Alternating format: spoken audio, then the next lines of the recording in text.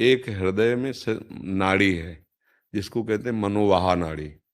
जब हम गंदी बात देखते हैं, गंदा चिंतन करते हैं, तो जैसे दूध में घी विराजमान रहता है, मंथन से निकलता है, ऐसे ही पूरे शरीर में वीर शक्ति विराजमान है।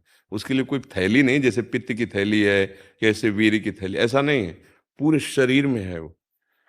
और वो जहां मनोवाह नाड़ी गंदा चिंतन हुआ, तहां वो पूरे शरीर से मथ करके अब वो क्रिया करो या न करो, वो सोते समय स्वप्न दोष में या ऐसे बहुत जोर लगा के लोग शंका की, वो बाहर हो गए। इससे बहुत दुर्दशा हो गई नौजवानों की।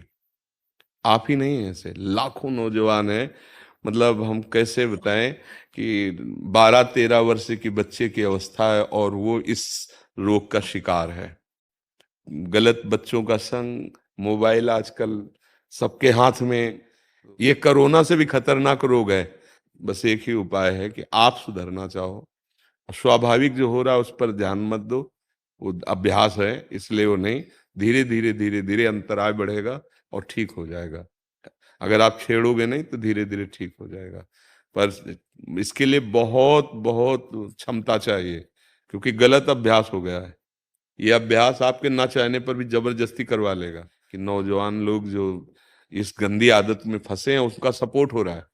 ऐसी फिल्में दिखाई जा रही हैं जिससे सपोर्ट है कि ये नॉर्मल बात है। ऐसे डॉक्टर कह रहे हैं कि नॉर्मल बात है। टीचर्स भी कहते हैं। आप खुद उन बच्चों से पूछो जो शरीर त्यागने के लिए तैयार है, कई बार यहाँ सामने आ चुके हैं। अगर नॉर्मल बात है तो आप हृदय से देखो क्या हो रहा है। अब नए बच्चों की ताकत नहीं रह गई है चिंतन करने की। इतना नकारात्मक सोच आ चुकी है कि जीवन से निराश हो रहे हैं। ये आप कैसे उन मास्टर को कहे, कैसे उन डॉक्टर को कहे, कैसे उन लोगों को कहे कि हमारी नई पीढ़ी को बर्बाद करने के लिए एक ये सपोर्ट वाली बात की नहीं, हाँ नॉर्मल है ये बात। ऐसे कैसे नॉर्मल है? हमारी तो समझ में आ रही कि कैसे तुम डॉक्टर हो, कैसे तुम मास्टर हो। डॉक्टर और मास्टर का मतलब एक माँ और पिता जैसा प्यार, वो मरीज के लिए, वो अपने विद्यार्थी के लिए। तुम अपने बच्चे का नाश कर रहे हो और कह रहे हो नॉर्मल बात है। अरे उसको 20-25 वर्ष का संयम पूर्वक होने दो, फिर गृहस्थी में जाए, पाणी ग्रहण संस्कार ब्याह आदि करके, तो एक संयम का बर्ताव होता है। कई बार हमने कहा जैसे गेहूं की फसल है, अभी उसमें बाली नहीं आई है, वो आप काट लीजिए, क्या आएगा? कुछ नहीं, भूस भी पूरा तैयार नहीं होगा। ऐसे ही अभी आपकी अवस्था परिपक्व हुई नहीं, अभी वीर परिपक्व हुआ नहीं, आप गंदे आचरणों में उतर गए, तो न संतान लायक रह गए, न गृहस्थी लायक रह गए।